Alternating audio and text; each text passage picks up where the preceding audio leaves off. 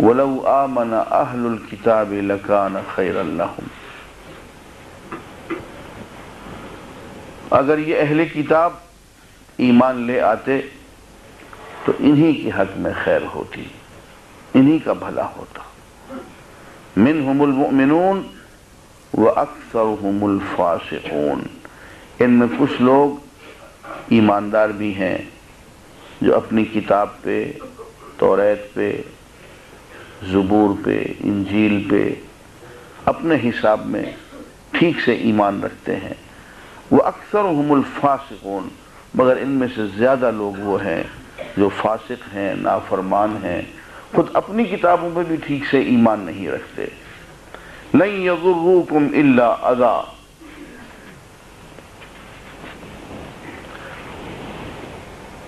عزیزان گرامی، ایک بات یہ بھی ہے کہ یہ جو کنتم خیر امت کہا ہے،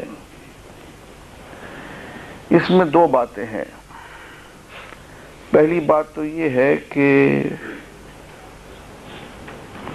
منصب امامت یہود سے لے کے مسلمانوں کو دے دیا گیا،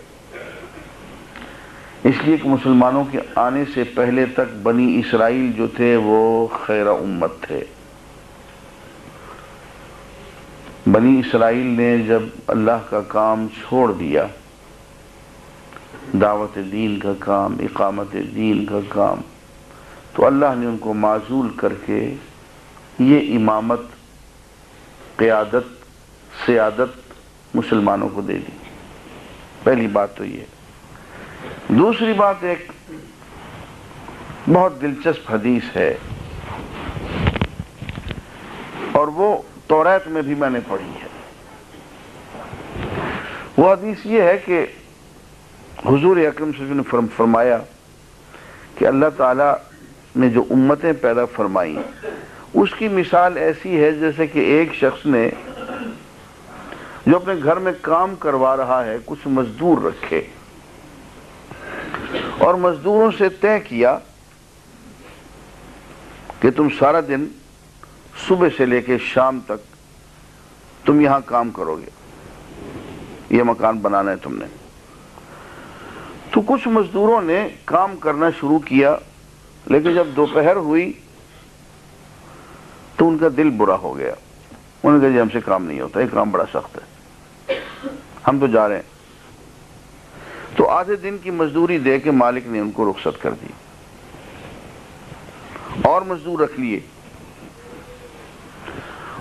انہوں نے دوپہر سے لے کے عصر تک کام کیا، اور جب عصر کا وقت آیا تو ان کا دل بھی برا ہو گیا۔ انہوں نے کہا جی یہ تو بڑا مشکل کام ہے، تو ہم سے نہیں ہوتا، ہم جا رہے ہیں۔ تو مالک نے ان کو بھی ان کے وقت کی مزدوری دے کے رخصت کر دیا۔ کچھ اور مزدور رکھے عصر کے وقت، اور ان مزدوروں نے عصر سے مغرب تک، وقت تو تھوڑا تھا ان کے پاس، اتنی جان فشانی سے کام کیا کہ جیسے کہ پورے دن کا کام انہوں نے کر دیا ہو، اور مغرب تک پہنچتے پہنچتے جتنی بھی ضرورت تھی مالک کی کام کی وہ ساری پوری کر دی انہوں نے۔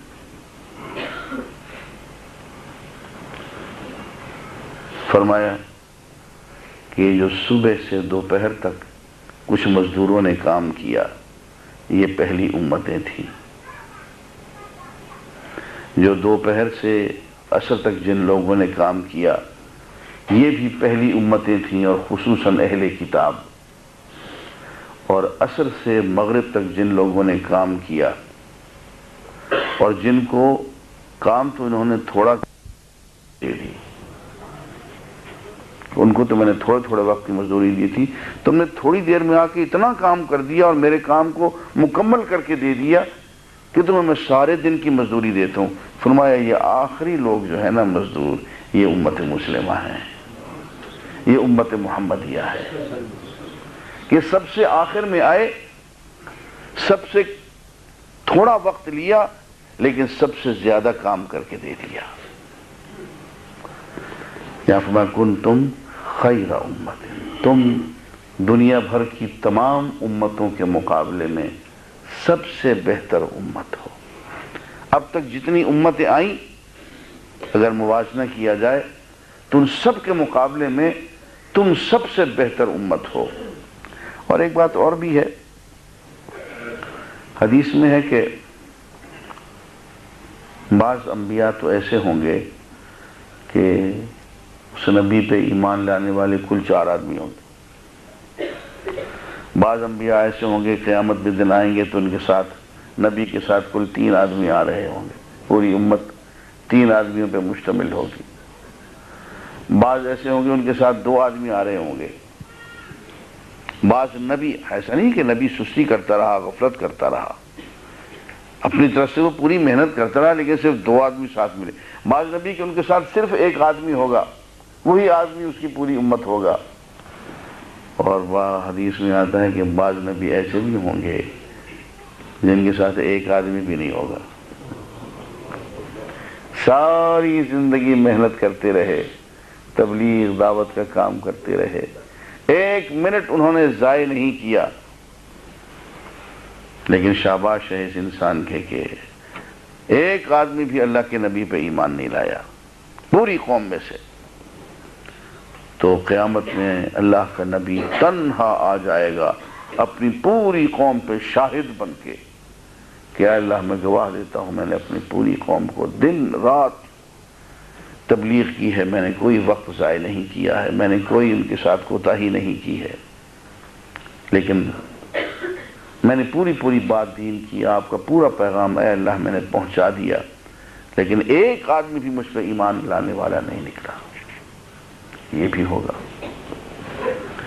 اور ادھر حضور فرماتے ہیں کہ ایک امت میری بھی ہوگی کہ میں اس کی کثرت پہ فخر کروں گا، کہ دنیا کی ساری امتیں ایک طرف ہوں گی اور میری امت ایک طرف ہوگی۔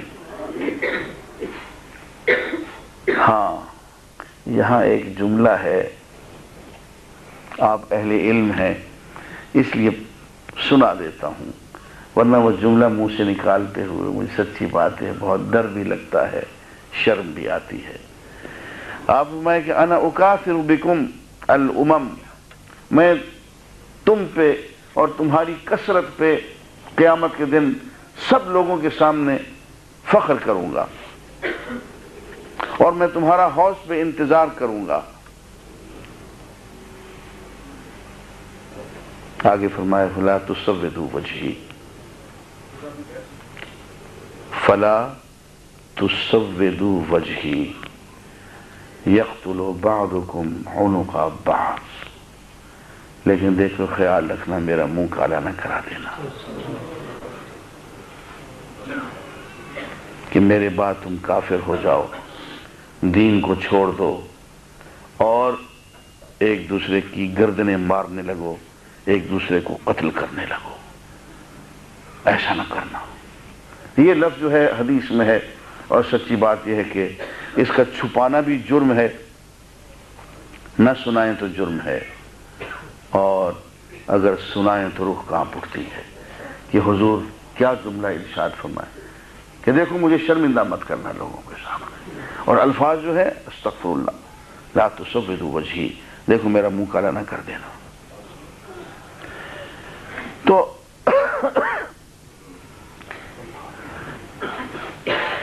اسی لیے تو وہ خواجہ قتیل سے اس درویش نے کہا تھا،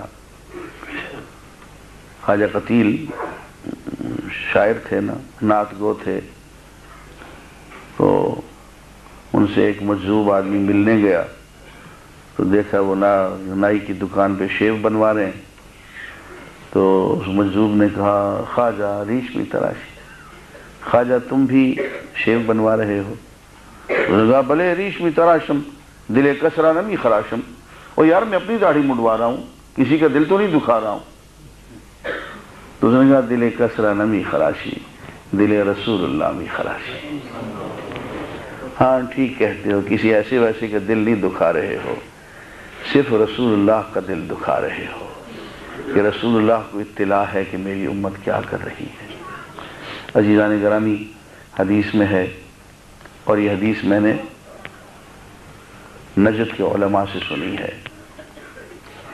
میں خود ابھی کتابوں میں نہیں پڑھ سکا ہوں، لیکن بہرحال جن علماء سے میں نے سنی ہے وہ بہت ہی محکم قسم کے علماء ہیں کہ حضور اکرم صلی اللہ علیہ وآلہ وسلم کی خدمت میں امت کے اعمال پیش کیے جاتے ہیں.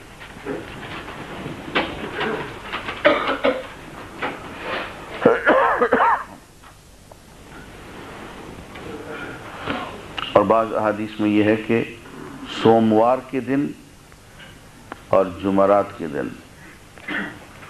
امت کے اعمال حضور کے سامنے پیش ہوتے ہیں.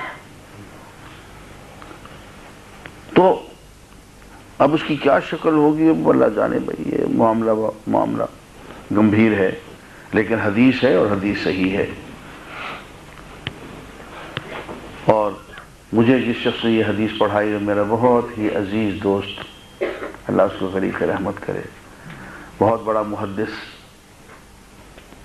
شیخ عبد القادر سندھی تھے، جو جامعہ اسلامیہ مدینہ منورہ میں میرے ساتھ تھے اور رہائش بھی ان کے میرے ساتھ ہی تھی، ہم ایک ہی عمارت میں رہتے تھے.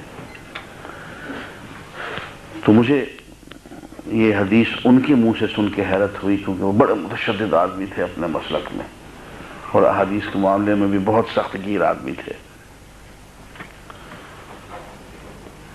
تو اس قسم کے کام کر کے بعض دفعے فرمائے کہ تم حضور کی دل آزاری کر رہے ہو. تو یہ جو کام ہوتے ہیں یہ اتنے سیدھے سیدھے نہیں ہوتے ہیں. جب میں یہ کر لیا تو یہ ہمارا ذاتی معاملہ ہے، یہ ذاتی معاملے نہیں ہوتے ہیں. پوری امت ایک ذات ہے، پوری امت ایک وحدت ہے، اور اس پوری امت پہ حضور اکرم صلی اللہ علیہ وسلم کی نگاہ ہے.